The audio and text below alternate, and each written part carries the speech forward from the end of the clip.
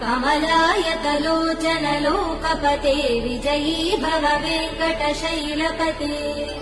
स चतुर्मुख षण्मुख पञ्चमुख प्रमुखाखिल दैवतमौलिमने शरणागत वत्सल सारनिधे परिपालय मां वृषशैलपते अतिवेलतया तव दुर्विषहैयनुवेल कृतैरपराध सदैः हरितं त्वरितं वृषशैलपते परया कृपया परिपाहि हरे अधिवेङ्कटशैलमुदारमते जनताभिमतादिकदानरतात् परदेव दया गदितान्निगमै कमलादयितान् परं कलये